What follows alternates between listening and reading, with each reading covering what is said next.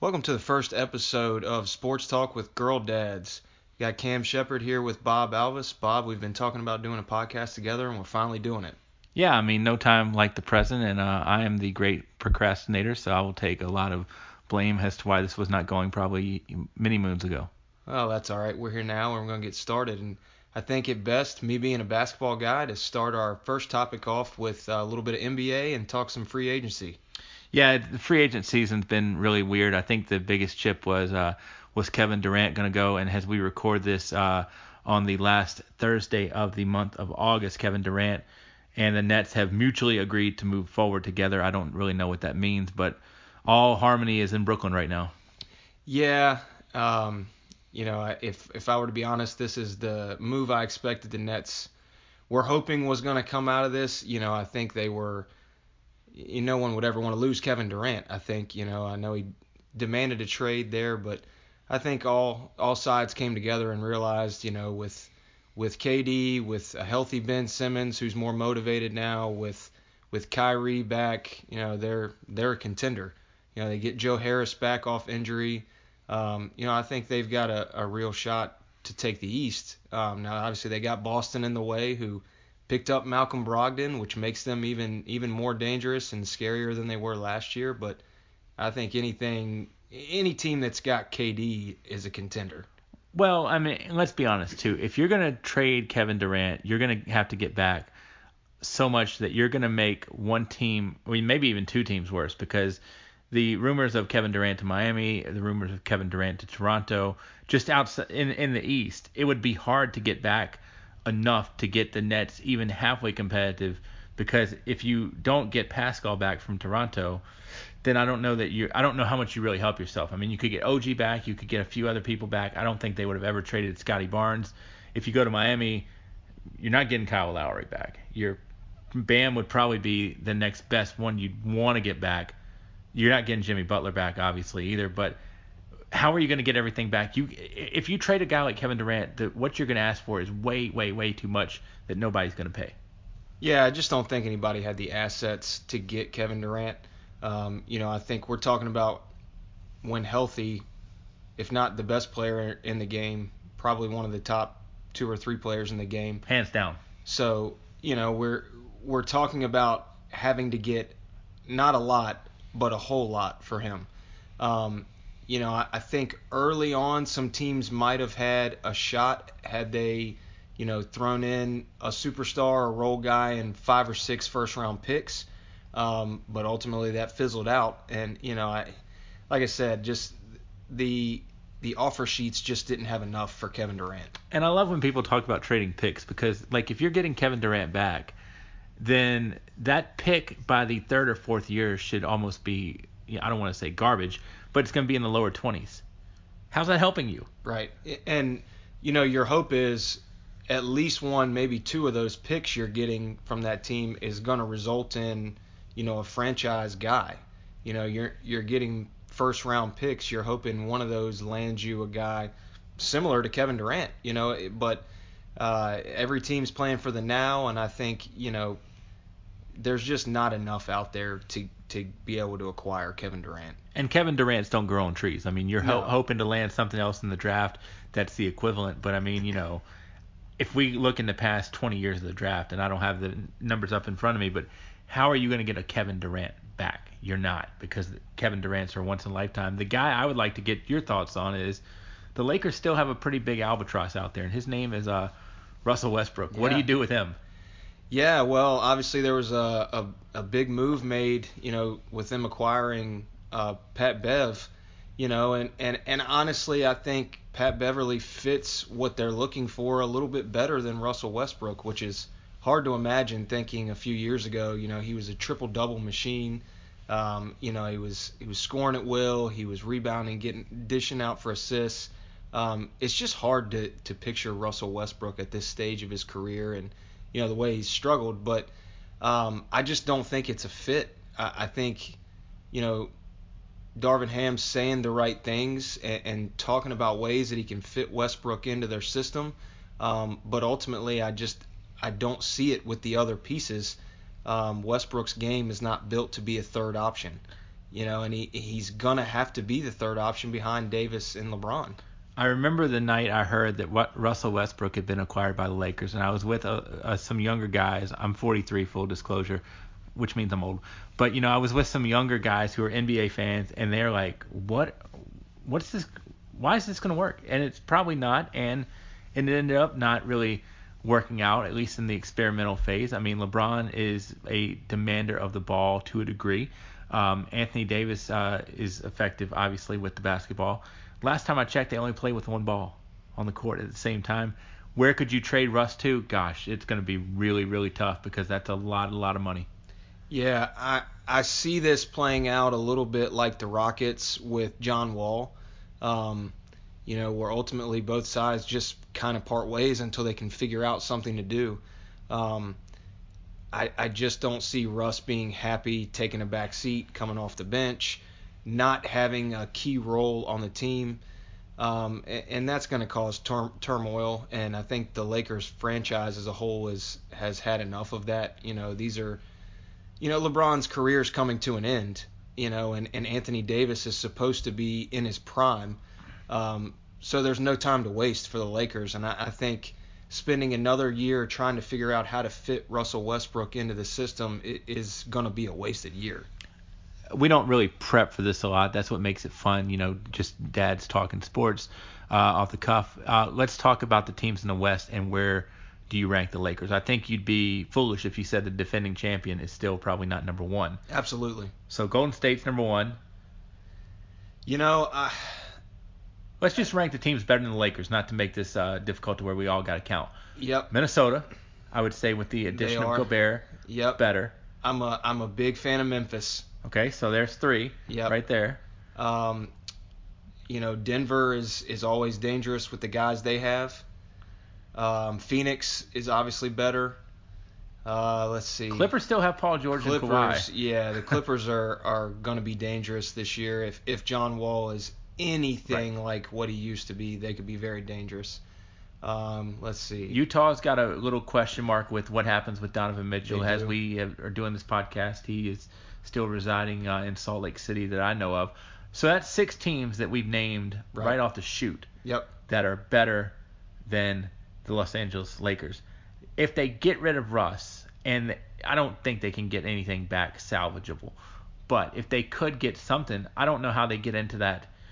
Maybe they can get into the 5 or the 4, but I feel like you've got Portland who's got, they got Dame, so they got a really good player. New Orleans is probably the wild card. Yep. What are they going to look like if they have a healthy Zion? I feel like I'm missing somebody. Well, Dallas. And Dallas is going to be pretty good. Yeah. Losing Brunson is tough, but having a guy like Luka, I think you're always in it. But yeah, I see the Lakers more in that, that play-in situation. Right. I don't think they're going to be so bad that they don't get in the play-in scenario, but I don't see them coming out of that.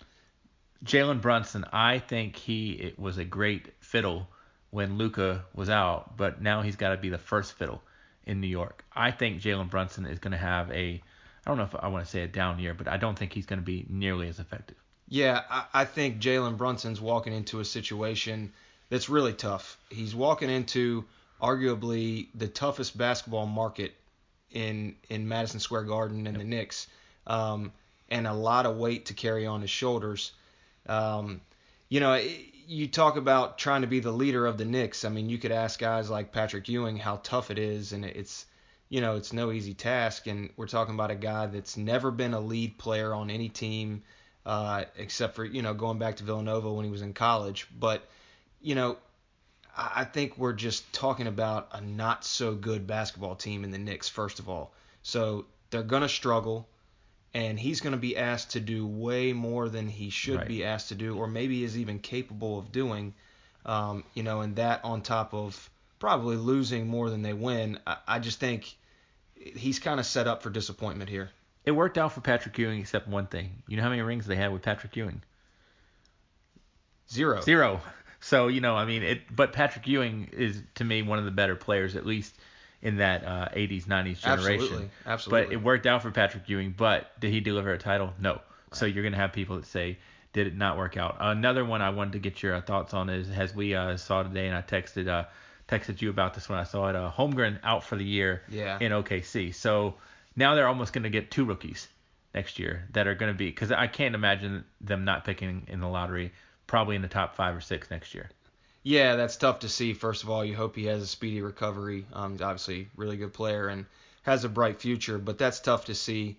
You know, with another lotto pick, which is where you would expect OKC to be, you know, you're talking about probably, my guess is around a top 5 pick for them, to go along with Giddey, Shea Gilgeous-Alexander, hopefully a healthy Holmgren.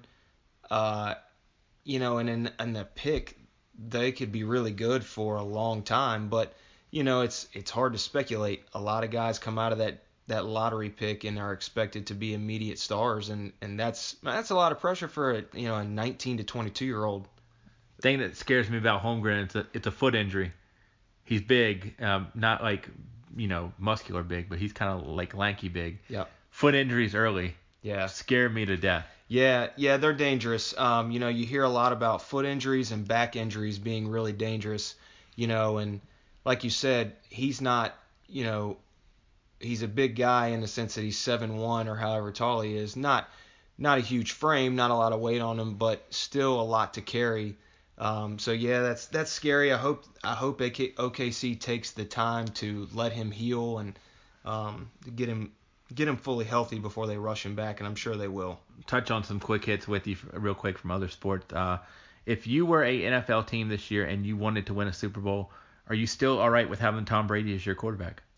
I would be all right having Tom Brady as my quarterback until Tom Brady decides he's done playing football. You talk about in sports, there are just names that come up that are winners. As a coach, I point these guys out to my players all the time. You talk about a guy like Derek Jeter, just a winner. Talk about a guy like Michael Jordan, just a winner. I think Tom Brady's in that category. He's just a winner. Wherever he goes, he wins, and he brings a different mindset wherever he goes. So I don't care if the guy's 50 years old. If he wants to be the quarterback, I'd take him. And he brings good players with him because Absolutely. Good players want to play with Tom Brady. The Los Angeles Angels of Anaheim are maybe rumored to be for sale. Mm-hmm. Mike Trout and Ohtani are 2 of the better, probably younger players in the league. Do you see Mike Trout or Ohtani finishing their career in Los Angeles with the Angels? I would be more apt to say that I would see Mike Trout finishing his career there over Ohtani. I see it the other way around. Really? I see Ohtani finishing his career there before. I think Mike Trout would look great in pinstripes. Oh, I'm sure he would, point. and I'm sure the folks that wear the pinstripes are going to work to get him when it's possible. But Mike Trout seems to have an emotional connection to the Angels. He seems, and everything I've ever read about Mike Trout, he's a simple guy. He likes to be in the woods. He likes to fish and hunt and kind of be alone. And I don't know that New York City's the place he wants to be. You know where he's from? I don't originally From know. Jersey. Okay. From that Jersey area. Maybe he wants to be back home. Who knows? But Ohtani's gonna go wherever he wants to go. I think he's one of the most special talents, at least from the time that I've been watching baseball. He's one of the most special talents I've ever seen. I mean, a guy that can throw it 100 miles an hour, and can hit it 500 feet. It's just unbelievable. If you're selling the team and you want to get rid of some money, might have to get rid of Mike Trout. Albert Pujols is on pace. Well, I shouldn't say on pace. Let's say Albert Pujols does not play next year. Right now, he is at, I think, 692 home runs. Does he make 700? I think he does. And I'm rooting for him to do so. He's not only a great hitter, not been a great player, but he's been a great human being throughout his tenure in Major League Baseball. He's been fun to watch. If you watch him now, he's doing a lot with mentoring younger guys on the team and trying to be a leader and trying to teach guys the right way to play the game. He's just been fun to watch. You don't get the nickname the Machine for nothing. So yeah, I think he gets to 700, and I'm rooting for it myself. Wrap up. Give me a reason why you're excited to be a Virginia Tech football fan this year. I'm by rule, I'm usually a little bit pessimistic on things, but I will be very transparent. Brent Pry has me a little bit excited. And working in a school in Central Virginia and being around kids that want to play at the next level, Brent Pry has reestablished recruiting in Virginia, and he's made Virginia a focus. Virginia Tech has had guys out to the school I work at and schools all around our area and all over Virginia trying to get to know the coaches, trying to recruit. And I'm a big believer in you need to win your state in recruiting. And we've lost that to schools like Virginia. We've even lost it to UNC the last few years. Local kids are going to play football at UNC. So I think establishing that, that's got me excited. But there just seems to be a new energy around Virginia Tech football. I was a fan of Justin Fuente. I thought there were some great things that he did. I thought his heart was in the right place. It's not an easy task following Frank Beamer. Frank Beamer is and will always be a legend with Virginia Tech football. That's not an easy thing. I thought Justin Fuente did a great job of still trying to keep Beamer's legacy alive and preach some of the things that he preached. And Brent Pry is going to do the same thing with keeping the number 25 going to special teamer of the week guy, those type of things. But Brent Pry, so far, he seems to be doing all the right stuff. And, everything I've seen from social media, the guys are responding to him pretty well. Final thing, where do you see the future of our podcast going here? I hope we make many, many episodes together, my friend. I'm excited. So can you be with us on the podcast if you're not a girl dad? You can. Really? I think you can. About that. I think we can make some exceptions. We have some pretty awesome friends that I don't think we would mind including on the podcast.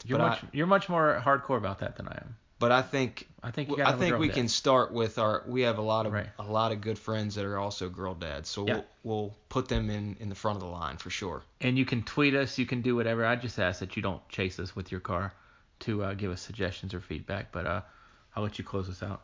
Yeah, thanks for being with us on Sports Talk with Girl Dads. Again, this is Cam and Bob. We're just a couple guys with daughters that like to talk sports. Thanks for being with us.